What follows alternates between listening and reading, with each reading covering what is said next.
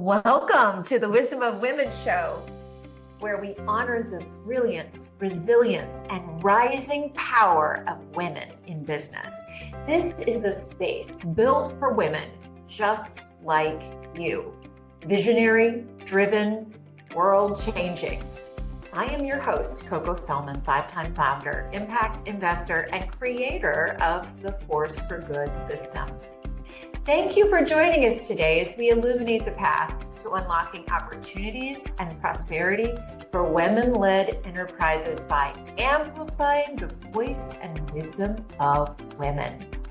Today, we have with us a wisdom-wielding warrior, and today I would like to introduce you to Lori Igleski, a transformational leader, board director, strategic advisor, and the founder of Heart-Led Ventures, where she empowers organizations to lead authentic, enduring change.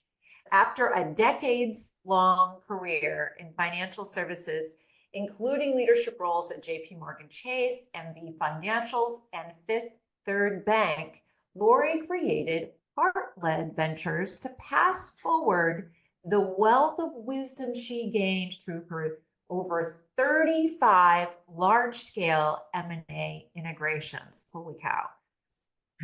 Known for blending operational rigor with heart-centered leadership, Lori has championed the client and employee experience, even through the most complex changes impacting hundreds of thousands of people. Today, she serves as a board director for SmartBiz, a limited partner at How Women Invest, and an executive advisory board member of How Women Lead. Lori is a fierce advocate for the next generation of diverse leaders and a guiding force for transformational change, grounded in authenticity, logic, and empathy.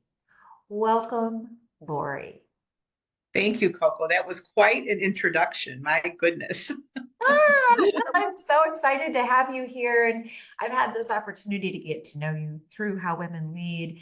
And, you know, you're wise and brilliant woman. And I'm so honored to have you here to talk to our listeners, our world-changing founders today. Well, I'm delighted to be here. Thank you for inviting me. And I'm really excited about what we can cover today. I hope that it's helpful to your audience in many ways. So thank you again.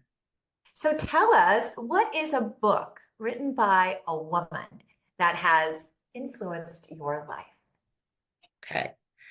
The book that comes to mind is at the front end of my most recent pivot, which we'll talk a little bit about today, and the last 5 or 6 years of my professional and personal journey. So Brené Brown, which many people follow and know about, wrote Dare to Lead. And I read that book on audio during the early days of COVID. We were all at home. The one thing we could do was get outside and walk. I did a lot of walking with audiobooks on, and I started to listen to all of Brené's books. The one that really impacted me the most was Dare to Lead, because that's where she talks about heart-led leadership, and that is what inspired my business and the work that I decided I wanted to do for the next chapter for myself, the next 10, 15 years. At the same time, I was struggling in my current corporate role. I was in that, number 35 in terms of integrations and transformations, and I wasn't feeling it. I was struggling a little bit. Was this what I wanted to do? COVID brought all this time for space that, without thinking, you get up, you go to work, you do all these things, and COVID created a disruption to that. And so that's where I really started to think about, what do I want? And am I living it? And if not, how am I going to get there? Brilliant. And what a great book. Brené Brown is just extraordinary. It makes me think, just thinking of you walking during COVID, it's the same thing. I would just listen to all these wonderful books. It was a good way to use that time. Disruption happened, right. And then you created a pivot out of it, which is pretty cool. So let's talk about moments of your life that have shaped you and guided your path. I always like to hear about the 3 most defining experiences that brought you to where you are today. The moments where you said yes to something bold or something challenging or something where you had to be courageous, a moment you stood your ground, perhaps, or times you felt you had to overcome a loss or failure. And then also, like, maybe there's a moment of time where you had accomplished something. So, what are those three moments that have most shaped your journey? Sure. I'll take you back to early in my career. I was working in banking, was a commercial banker. I led a team. So I had revenue responsibilities, I had leadership responsibilities, and all was going pretty well. I had a child and integrated that child into my work life and had my process and so forth, a very committed and supportive husband. But then I got pregnant with twins. I had a 2-year-old and twins on the way. And I knew that life as I knew it, it wasn't going to be so simple to just have these babies and come back to the same corporate life that I had before. And what a gift they were as human beings, of course, all three of my children. But it also was a moment for me to really stop and reflect and think about the path I was on and whether or not that was going to work for me going forward. So having those twins started me to think about my values, how we were going to make all of this work. And that led to my second pivot. My second moment was stepping away from that role as a revenue generator, which had evening and weekend entertainment expectations. It was a role that wasn't going to fit for my life. For two reasons, I took a different job, same organization. The first was these family dynamics. I found a way that I felt a job would fit better into my new normal. And secondly, I was really ready to do more strategic work on the organization as opposed to serving clients, which I adore. I always think of myself as a client service person, but I wanted a different type of experience and I wanted to really work on the organization. This was back in the early 90s and the banking industry was going through a lot of change. A lot of those mergers started to occur. And I became the advocate for the employee and the client because that's the seat I had sat in for so long. But I started to work more internally focused on leading change and developing a skill set that I later monetized in terms of my consulting work. That was the second moment. The third moment was when I decided that I just needed a corporate break. I made this successful transition. And merger integration work is backbreaking work. Maybe I don't have to entertain clients on the weekends or at night, but it is every bit as challenging and as consuming as the direct client service role was. And so at 43, with a 15-year-old and those 12-year-old twins by college ahead of us, I needed a break. And so I left my job without another role. I just decided I'm taking a time out. I took 3 months off. I thought this is going to be great. I'm going to spend all this time with my kids. Well, they just wanted me to drive them somewhere. That's right. But in any event, at the conclusion of that summer, I did go back to work and I joined a not-for-profit and I worked on a public-private civic project in the city of Chicago that was very important to me. It was an Olympic bid. So Chicago was bidding on the Olympics. And that was another major turning point in terms of kind of once you jump that shark and make a big personal change, like leaving a job, things that come along after that seem so much more simple and so much easier. So I think that set me up then for the following 20 years or so of my career. Amazing. And so I love this, giving yourself permission along the way to make these changes. And what was guiding you? What do you feel like as you look back on your life? Like, what do you feel like, what do you think the undertones of your journey have been? And it feels like your family has been a big part of it, but also leaning into new ideas and ways for you to grow personally. Tell us what you sort of, when you look back, like, what do you sort of feel like you've learned as a journeyer through life? Sure. So a couple things. I think that certainly my values and knowing how to evaluate opportunities against those values, having courage to say yes, but courage to say no when that's appropriate. My professional identity has been very important to me, and it's something that I've worked a long time to develop. My solid reputation, the trust that my clients have in me, the network that I've built, and all of those things have created so many future opportunities for me. So I've nurtured and taken care of who am I? What are my values? How can I help?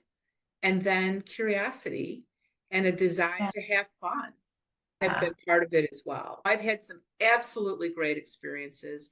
There's certainly been lowlights and all of that where there's been a challenge, but I've been able to kind of find my way through those with minimal collateral damage and emerge with something new. And, every new client opportunity is a chance for more learning or a chance to meet new people and have an impact on their lives. Watching my kids develop into the humans and the adults that they are, I feel very grateful for having an attitude of having a North Star, having values, being strong enough to say yes or no when it's important, and then enjoying it all at the same time. Well, and you do a fair bit of transformational personal work about helping people find their way and identify where they're headed. So, how has this experience helped you shape that? Well, what I'm doing now in terms of coaching and helping people on an individual level is really bringing those experiences, meeting, that's my, I'm not a classically trained IPC certified coach, but I have this business experience through change, not just the human side, but I also have done a lot of technical work around change as well. But I think for the purpose of our conversation, the work around the human is what's much more interesting. When I meet somebody and speak with young people at the beginning of their career, all the way through executives that are leaving their organization, either as a retired individual or involuntarily, and they want to figure out what that next thing is really trying to understand the same things about them that I just described. What are their values? What kind of courage do they have? Do they need help building courage? Do they need to work on self-limiting beliefs? Where is it that I can help meet them where they are and help bring them to what they articulate as being important to them and their values and their goals? And so my style of coaching is very much centered in sort of that person's journey and just being supportive. I talk to people about building a personal board of directors and different roles that people can play. The sage that's got the advice, the caregiver who makes sure that you ate or makes sure that you're exercising or whatever that is. And I try to help people identify not just the relationship that we have, but the rest of their network where they can find support for what they need. And then we just ideate around what's possible and giving them examples that I've seen or that I've lived around what's possible can help people give themselves the permission to go after it and to chase it. And, sometimes that's starting their own business, and starting their own business might be monetizing their corporate life, which is what I did in my consulting work, or it could be fractional work in their industry expertise, or any combination of things. Yeah. I started a healthcare services business. It could be a SaaS business. It could be buying a business. And I love this idea of having a personal board of directors, which is different than a board for your company. As we're talking to founders, I always recommend that any company have some sort of a board. It's good to have that and have those people around you that can support you. It's not so that it is good to have somebody to report this information to. It creates that accountability. You sort of get out of this idea you can do whatever you want because you own the business, but it really does help you have what you need. So you said a sage, somebody who's like a caregiver. Are there any other people that you think would be really, that you like to guide your clients to having? Because I imagine this would be very applicable to all of our listeners. Yeah, and I think it's very applicable to founders. It's either for when you're doing work on yourself, but it's also very applicable in the founder space. And the story of my career journey after I made that move at 43 and went and worked on the Olympic bid, well, Chicago lost. And so when we lost, we were all out of jobs. I started my first consulting business at that time. And I learned some lessons that start to inform having this personal board of directors. I tried to do everything myself. It was very difficult for me to scale because I had a very hard time letting go of the product and letting somebody else do the work with the client. And it was very hard for me. I had a Vistage group. So there's lots of ways to build a personal board of directors. So I had a Vistage group and they were very helpful, but I never really overcame that piece of it. When I think now and I try to look back and use that experience to help founders, there's a few things that I would say to them. Having the personal board of directors is important. The sage, the connector, somebody that can help you with your network, a hero, somebody who's really a champion for you, that cares about you and that you look up to and admire. There's lots of roles you could play depending on what the organization type needs. I think a caregiver role is important. Someone that, sort of looks at you and sees as you're, running around trying to get this thing done, that you are taking care of yourself so that you can be your best. So those are some of the roles that I would recommend. A challenger as well. I think somebody that would help challenge your thinking in a constructive and supportive way. Yes. People play those roles on typical boards of directors as you get to know the board and think about who to actually put on your governing board. You want to think about those archetypes, so to speak, and as well as their technical expertise and what they can help you do. In a founding situation, is it go to market? Is it risk? Is it tech? Is it ops? You need people with some of those skill sets, but they also have a personality type as well. The extent that you can find people to cover both those emotional, I don't want to say soft skills, but play those types of roles that we talked about, as well as the technical roles, that would allow you to really put a fabulous board together. Oh, that's wonderful. And I don't think I've ever heard about thinking about your board of directors in quite that way. I think about it all the time on the boards I'm on, where what are those technical expertise? That's always what we talk about, right? Oh, what's the balance of men and women and all the other things? Right. But what about what they bring to the executive director or the CEO or to the group? What role or archetype do they play? I think that's a really wise component to add. Sage connector, hero, caregiver, challenger. So Lori, okay, so you have done 35 M&A transformations, so all different kinds of transactions, transformations. And I've been through 2 with my company, through a merger, and then we were acquired. The amount of change and disruption that everybody feels, the leaders, the whole organization, is massive. So that's a lot of change you've led. What have you learned about leading during these kinds of stressful, disruptive, everybody is emotional. There's grief, sadness, happiness, joy, but there's fear. There's a lot of emotions that go on. I think you have to acknowledge them and give people some space to work through them. And so when I face a new change event, and I'm coming in to help the organization, see, organizations change. I've been subject to many because I've been an employee in merged and acquired roles. And so I have my own personal experience as well. But when I come into an organization, what I want to help them do is really give a voice to the people that are going to be most impacted by the change. I always say change starts at the top. So you've got the group that decided whatever it is going to happen, right? And they probably think down a few levels, but depending on the size as well, who's really thinking about those people on the ground that talk to customers, that talk to the community, that feel what's happening to the clients, to themselves as client-facing employees, the revenue generation. Lots of times revenue gets put at risk because if you have a front line that doesn't really understand the why for the change and doesn't feel heard or advocated for, they're likely either going to check out and stay or they're going to leave.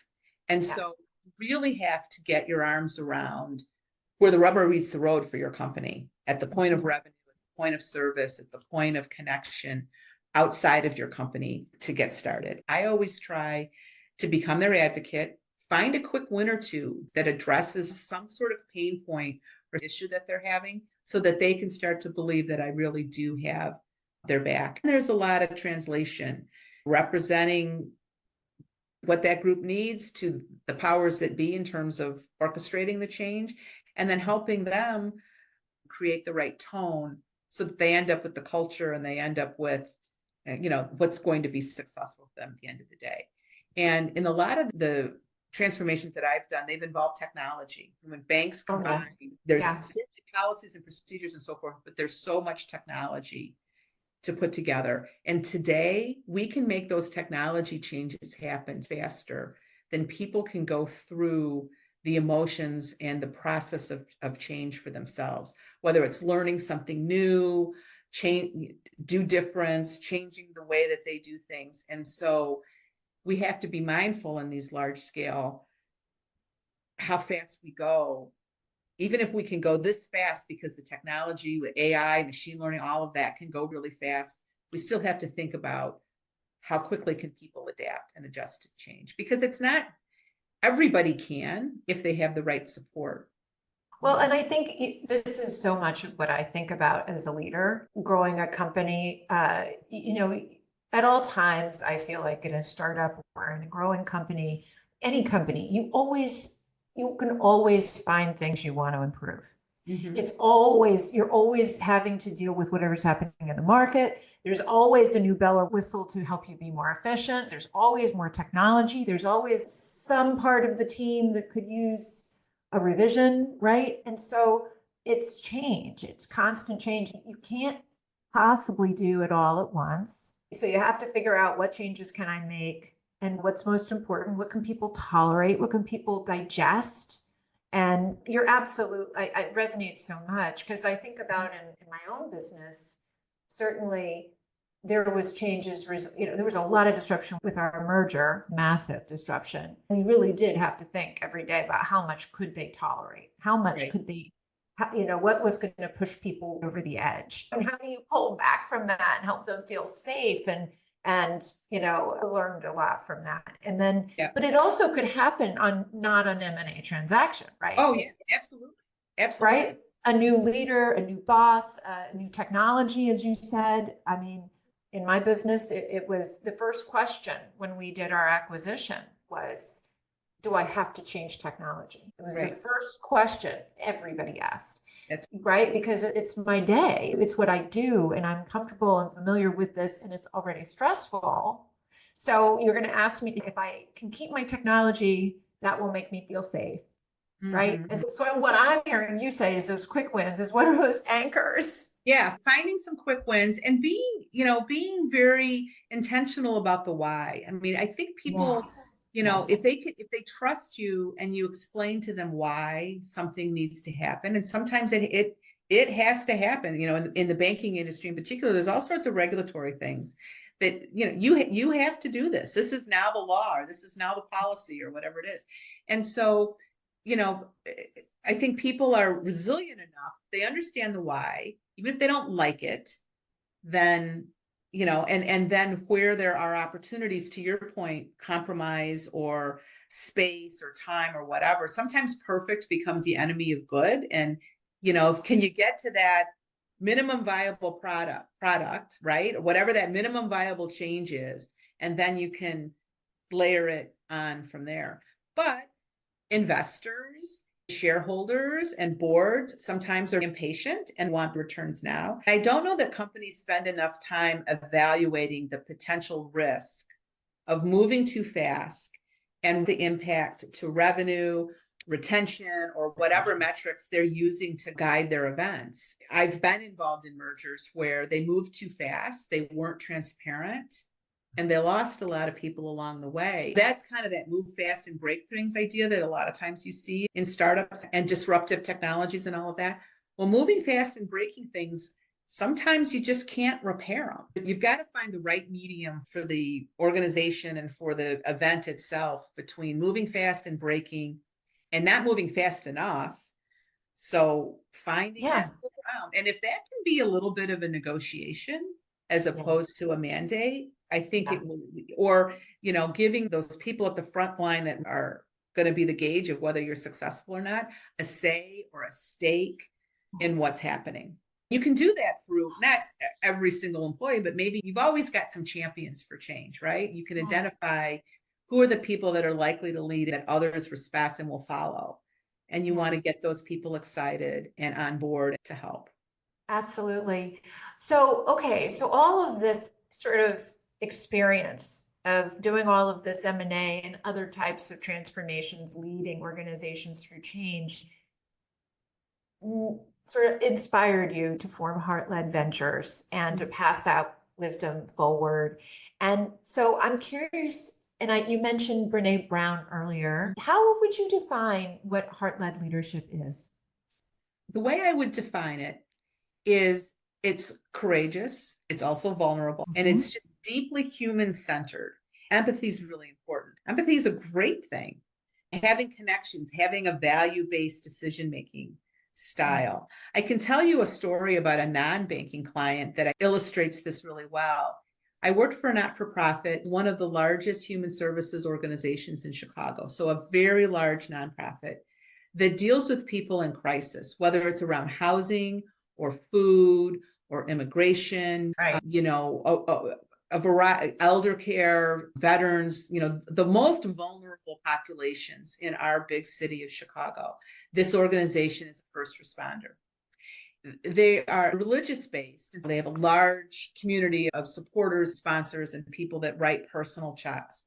But they also get a significant part of their budget from the government, whether it's the city or the state or likely federal pass-through types of things.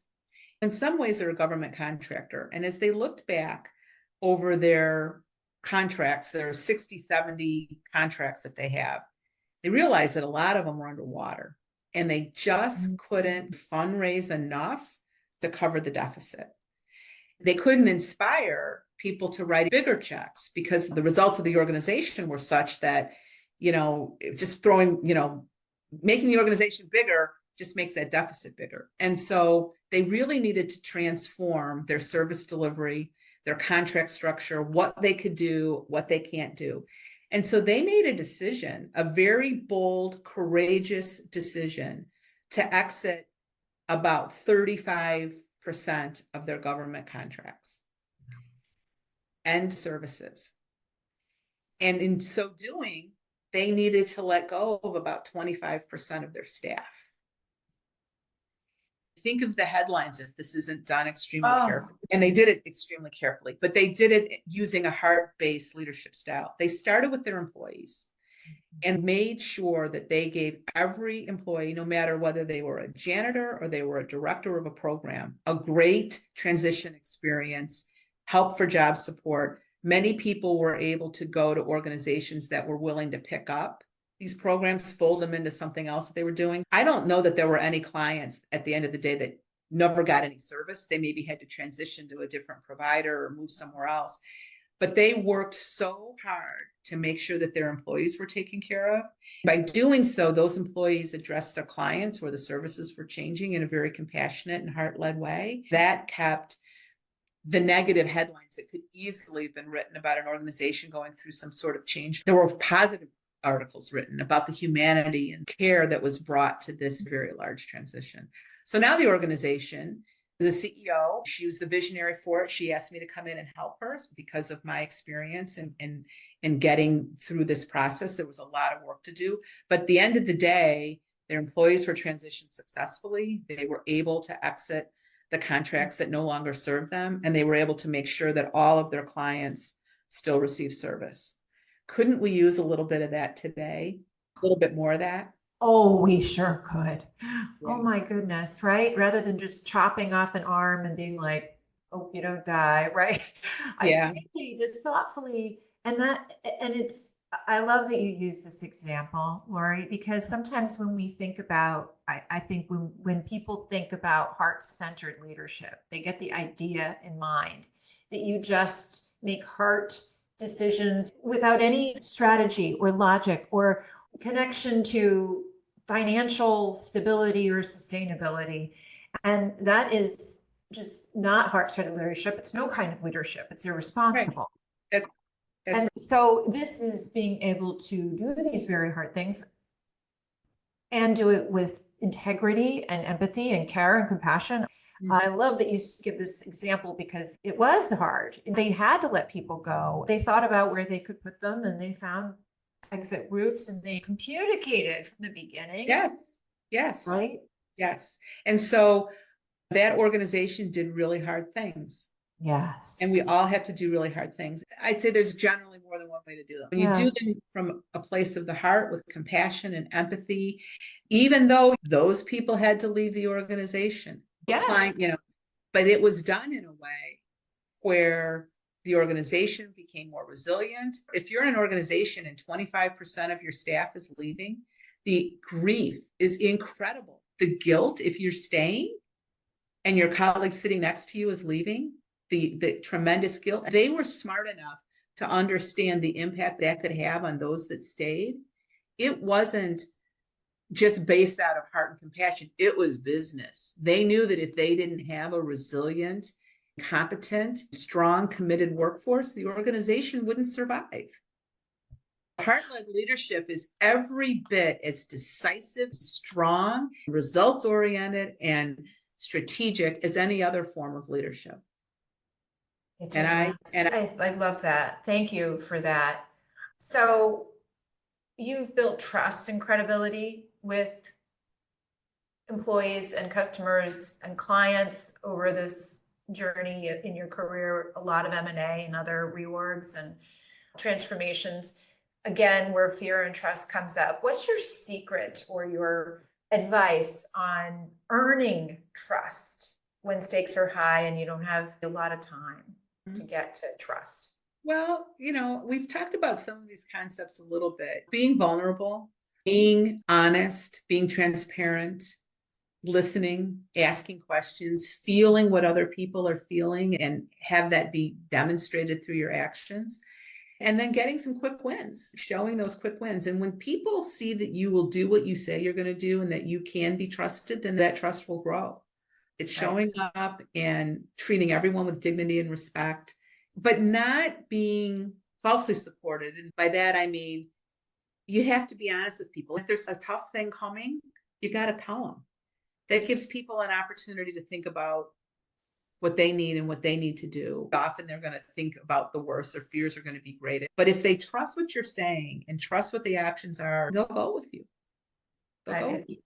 Well, I think so it's kind of winning over hearts and minds, right? Yes. Well, and you say quick wins, it's really about making promises. It's saying, I'm going to give this quick win to you and then giving it to them. That's right. Which is that's trust. I promise I'm going to do the thing. I'm going to show up on time and I'm on time. I'm going to get back to you with what a severance package option might be, or I'm going to give you a new job description and hear it, or whatever it happens to be. Right. Or solving some sort of a pain point. You want to change the technology and here's what doesn't work. Here's a process that's broken. Don't just give us a new technology with the same process. Let's fix the process. It's listening to people and understanding at a deeper level than you might at a program office level when you're writing out business requirements or whatever it is for a technology change. It's making sure that what's happening at the front line gets represented, gets advocated for. And you have to pick your quick wins. You have to pick them judiciously. You have to make sure it's something that's meaningful enough and works with everything else. Oftentimes, it just takes the time to find them. They're there. It just takes the time to find them and to listen. If you demonstrate that that's how you do business, you're going to get the trust. You're also going to get the referral for the next opportunity. People remember how they felt during their transition. Not that they came out on the other side, but they're going to remember how they felt and who made them feel better, who made them feel worse. And if you helped people navigate through change and get to a better place, that's going to help you develop business. So that's a really, I think, important thing for founders that are, trying to, particularly if it's a knowledge or a consulting type of business where you're trying to get referred into other opportunities to help solve a problem. The organization that I talked about, where I told the story about the not-for-profit, I got that business because the chair of their board was someone that I worked for years in banking. That person had seen how I operate with complex change and thought of me to help the CEO with this work because he knew he could trust me. Yeah, that's great. And, for founders with growing teams, building trust, not just with your customer, but with your actual team is so important. In my business, we took care of medically fragile patients in their homes and we had nurses in the field. So it's that, how you create those feelings of connection with people. And then when you need them to make a change, that they were willing to. That's right. So, what would be some tips that you would offer or some wisdom you would offer women founders navigating growth and change and disruption while trying to stay true to themselves and lifting others along the way? And I would just say that I think so many times the founders I see are running so hard. They have teams, they're trying to scale, but they're still at the middle of everything. They're not necessarily figuring out how to allow others to really own their place. How can you help, women founders in those kinds of situations? Yeah. Well, it's hard because I experienced it myself. You can't do it alone, even though I tried. I limited the potential of my business because I was afraid to bring others in and let them do the work. I either didn't trust that I'd picked the right people, or I didn't trust myself enough to let them go. Or at that phase in my life, I was too controlling, too hands-on. I learned that I couldn't let go. A woman founder who's feeling overwhelmed and frustrated because people aren't doing things the way she wants, whether it's fast enough or good enough or whatever, you got to really work on that. And you have to work on yourself. And so that personal board of directors we talked about can come in handy. I'm a big fan of business coaching. If that's something that you can, find a good coach, it's really helpful. It's a mirror. You build a trusting relationship and can share those vulnerabilities. And somebody who isn't so much in the weeds can challenge your thinking a little bit and maybe help you forward a little bit. So that it's a hard one. It's probably one of the biggest challenges that founders, maybe in particular women, face. But they got to work on it. They got to address it. They got to name it. They got to acknowledge it. They got to call themselves out and say, nope, I'm going to let so-and-so do it. And if it's good but not perfect, that's fine. I think the second thing is self-care. And I was very guilty of not taking the proper care of myself. I'm lucky I kind of woke up at 50 and I've taken much, much better care of myself in the last decade or so than I did. But I think self-care is so important. Things as simple as sleep, exercise, meditation, whatever your spiritual thoughts are, but you have to do it because you can't do your best when you're empty. You just can't. Women are often juggling the care of others in addition to their own self-care, and they tend to place that bit of energy they have in their busy founder life into other people. And I kind of confused my professional identity and self-care. I spent a lot of time in my professional identity doing all the things to grow my business, my network, my value, how much money I could make, or how much money I could charge. And I sort of misinterpreted it wasn't an all or nothing thing. I put more into that than I put into exercise and sleep and nutrition and those things. And if I had it to do again, I think I would bring a little better balance. We talked about the board of directors. You can't do this alone, either from an execution in your business or even strategically thinking about all the things. So those would be my primary tips. Those are brilliant and very actionable. And they really are what we need to be focused on in our evolution as human beings. For you then, Lori, you've had a tremendous career and it keeps on going. You're a board director, you're coaching, you're consulting, you're helping companies manage their transformations. I know because of the work that we do with How Women Lead that you're an advocate for women and transforming society in that way. I love the poem A Summer Day by Mary Oliver. I don't know if you know it, but it ends with this line. It says, tell me what you would do with this wild and precious life. And I think about that a lot, a precious life. And I think about it in terms of when I wake up in the morning, what would I do with this wild and precious day? What would I do with this wild and precious year? And I'm curious, what would you do with this wild and precious decade? So I think for me, and I'm really excited, I'm in my early 60s. My next 10 years, I think are going to be about building and cementing my legacy. I've told you a lot about myself, my values, and how I lead. But I think, uplifting others and creating a platform for other women to stand on is really how I look at my legacy. So that's that's sort of my profession. The work that I'm doing, I can continue to do. I can continue to do it for 10 more years, but we'll see how that goes. I think there's a couple years left in me in terms of paid consulting work, but the coaching work I can do for a long, long time. And I really enjoy those one-on-one experiences. I think my board work is going to be exciting for the next decade as well. I want people to remember me as somebody who created a space for someone else to stand on, and that I can take all those experiences I talked to you about and share them with others in a way that benefits them and helps them. The second part of my legacy is my children. I'm so proud of them and watching them grow and be these great humans. They're all in different businesses. They're all professionals and in different phases of their life. I'm really proud of them, and they tell me that they're really proud of me. And so what else could you really ask for, right? And then the last part, the third part, is really around joyful experiences, traveling, saying yes to things, even if they're a little out of my comfort zone, and also saying no to things that don't light me up. So where's some places you would like to go that's a little out of your comfort zone or experience? Well, I'm going this fall to South Africa. Oh, good. I've never been, and I'm excited about that. And I haven't been to Greece. I haven't been to Portugal. So there's a lot of those types of trips. And when I travel and visit somewhere, I want to get out in nature. I want to be in the elements. 10 years ago, with my two daughters, I walked Machu Picchu. I did the 26-mile walk through the Andes. That was really out there for me. I don't know that I'm quite in the, I don't really have the desire to climb another mountain, but it's a climb. It's a climb. So I feel like I've been able to do some of that, but there's so much in this world that I haven't seen. I have a big, long travel bucket list of things to do and experiences to have, which is around the culture, the art, the environment, that's how I want to experience, things that are out there a little bit for me.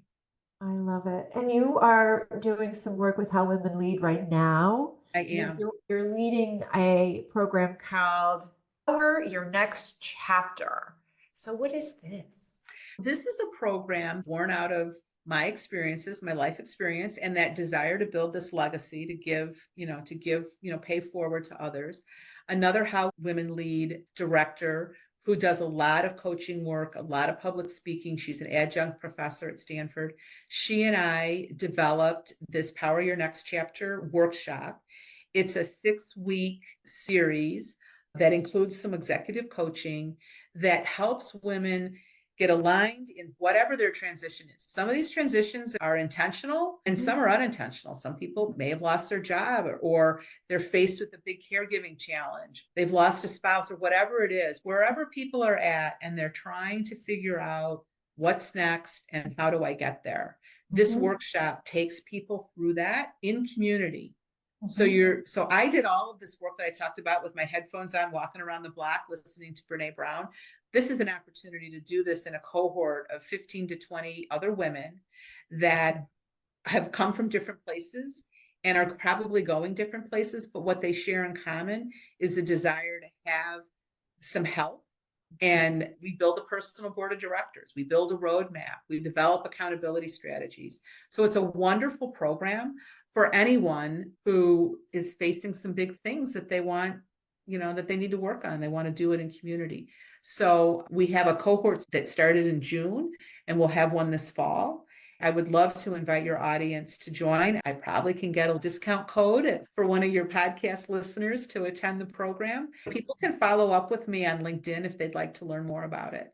Oh, that sounds great. And so you can follow up with Lori in LinkedIn. It's right here in the description. So you'll be able to find her on LinkedIn and learn about the Power Your Next Chapter. And you can also learn about all of her other services, her personal coaching that she works on one-on-one and the advisory work. Are you open for board opportunities right now? Absolutely. Absolutely. Yeah. I am on a corporate board. I'm on a bank board. I would love to join another board, probably a private company or potentially an ESOP or startup business, early stage. Would love it very much. That's great. Well, I thank you from the bottom of my heart, Lori, for being here today and sharing your experiences and your wisdom with all of us. It's really been such a pleasure to be with you. Thank you, Coco. I really enjoyed our conversation. And again, thank you so much for having me. I really enjoyed it. Well, to everybody listening, thank you for being here. Be sure to follow, like, and share the Wisdom of Women show on whatever your favorite listening or viewing platform is. And to infuse more wisdom into your business, be sure to take the Growth Readiness Assessment at aforceforgood.biz/quiz, and then cover where your insight is needed most. The world is made better by women-led business. So let's all go make the world a better place. Cheers.